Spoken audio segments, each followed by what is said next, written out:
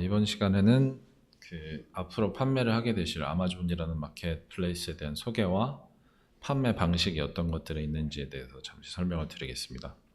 그 우리는 아마존이라고 하면 의뢰 이제 미국 최대 마켓플레이스다 이런 말들을 하는데요. 미국 온라인 유통 시장에서 가장 큰 시장 점유율을 보이고 있는 회사이기는 합니다. 근데 그거보다 더 깊게 들여봐야 할 것은 최근 3년 동안 연매출이 20%씩 늘어난 부분도 있지만 2015년 말 기준으로 아마존에서 구매 활동을 하는 고객 수가 약 3억 명 정도 있다고 해요. 그래서 그냥 단순히 가입을 한 고객이 아니라 구매를 한 번이라도 한 사람이 3억 명 정도 있는 마켓이라고 생각을 하시면 앞으로 여러분이 뛰어들 시장이 바로 이 3억 명이 있는 시장인데요. 일반적으로 온라인상에서 고객 한 명을 확보하기 위해서 집행하는 마케팅 비용이 약 2,000원 정도로 알려져 있는데, 그런 걸 감안하면 이제 3억 명이라는 고객 수는 정말 엄청난 시장이라고 보실 수 있겠죠. 근데 저는 이 3억 명이라는 숫자보다 아마존 고객의 특성에 대해서 좀 설명을 좀 더 자세히 드리고 싶어요. 이 3억 명이라는 숫자 자체는 대단하지만 특히나 이 3억 명이라는 숫자 자체가 1년 동안 구매를 한 번 이상이라도 한 사람들의 숫자인 걸 감안하면 정말 엄청난 숫자이긴 한데, 아마존 고객 중에서도 프라임 고객이라고 별도의 세그멘트가 존재해요. 이 사람들은 1년에 한 10만 원 정도를 지불하고 미국 어디에 있든지 간에 이틀 안에 무료 배송을 받을 수 있는 그런 사람들이거든요. 프라임 고객만을 위한 별도 세일 혜택도 있고 다양한 혜택이 있지만, 이 고객들은 이 3억 명 중에서 일부이기는 하지만 약 60% 이상 구매 활동을 더 활발히 한다고 알려져 있어요. 그래서 그런 고객들에게까지 우리가 액세스가 주어지니까 생각보다 굉장히 큰 기회라고 생각을 하시면 될 것 같아요. 그럼 아마존에서 판매하는 방식은 어떤 것들이 있는지 한번 보겠는데요. 간단히 이제 구분을 하면 RA 방식이 있고 PL 방식이 있고 그 이외의 방식이 있다고 생각하시면 될 것 같고요. 먼저 RA 방식에 대해서 단순히 이제 가볍게만 설명을 드리면, 일반적으로 우리가 셀리어스라고 하는 방식이 이 RA 방식에 속합니다. 그래서 누구나 손쉽게 아마존에 이제 셀러 등록만 하면 판매할 수 있는 방법이라고 생각을 하시면 되고요.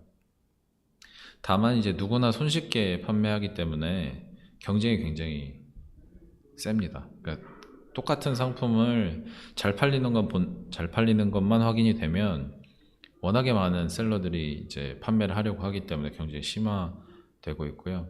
남의 상품만 팔기 때문에 사실은 남 좋은 일만 해주는 부분이 좀 더 크죠.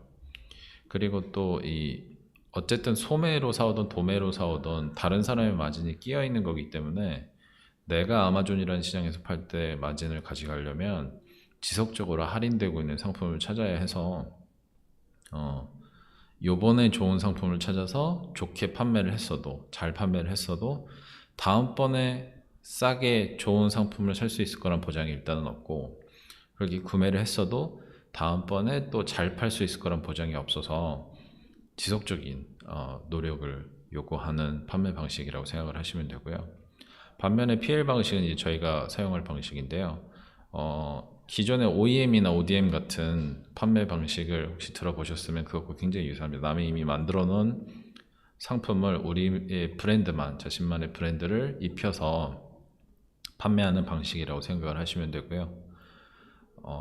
나의 브랜드이기 때문에 한 번만 판매를 잘 해놓고 브랜딩을 잘 해놓으면 새로운 상품을 집어넣어서 그 브랜드 하에, 동일한 브랜드 하에 상품을 판매하는 게 RA 방식보다는 굉장히 쉽고요. 그러니까 RA 같은 경우는 새로운 상품을 낼 때마다 싸게 구매하고 또 판매 자체를 성공적으로 할지 못할지 걱정한다면, PA 같은 경우는 한 번만 브랜드 입지를 다져 놓으면 그 산하로 새로운 상품을 집어넣는 게 상대적으로 쉽다라고 생각을 하시면 되고요.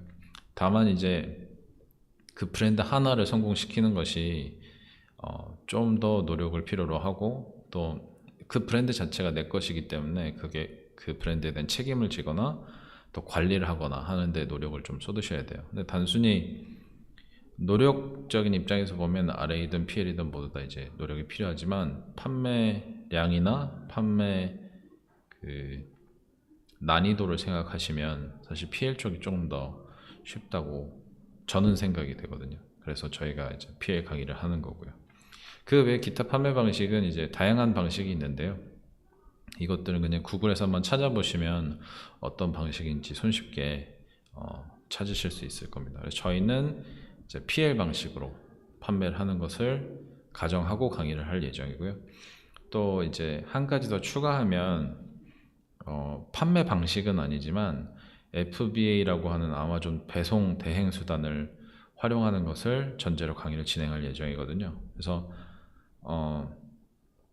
이 아마존에서 제공하는 배송 대행 시스템은 우리가 줄여서 FBA라고 하거든요. 이게 Fulfilled by Amazon이라고 하는 것의 줄임말인데, 아마존 창고에 우리 상품을 집어넣어 놓으면 이제 아마존 직원들이 알아서 포장을 하고 배송을 해주고, 또 아마존 고객들이 하는 질문 중에 제일 많이 들어오는 질문이 이제 언제 내 상품이 도착하느냐에 대한 질문인데, 그런 것도 알아서 아마존 직원들이 대응을 해주고, 또 반품이 일어났을 경우에 아마존이 직접 그 창고를 받아서 반품 처리를 해주는 그런 시스템이라고 생각을 하시면 됩니다. 그래서 저희는 PL과 FBA 방식을 동시에 쓴다. 그래서 PL의 장점인 경쟁 최소화, 또 브랜드 중심 판매의 장점과 아마존의 그 인프라, 그 아마존의 노동력과 아마존 그 창고 시스템 같은 것들을 활용하는 방식을 쓴다고 생각하시면 됩니다. 다만 이제 PL 대신 나는 꼭 셀리어스를 해야겠다, RA 방식을 써야겠다라고 하시는 분들도 RA와 FBA를 동시에 쓰셔도 상관은 없습니다. 그냥 단순히 RA 해서 한국에서 상품을 배송할 때보다 훨씬 더 수월하게 비즈니스를 진행을 하실 수가 있거든요. 근데 이제 PL 방식만큼 마진이나 시너지는 덜 하지만, 그래서 그래도 이제 FBA를 활용한다는 측면에서 단순 RA를 할 때보다는 훨씬 더 좋은 방법이라고 생각이 됩니다.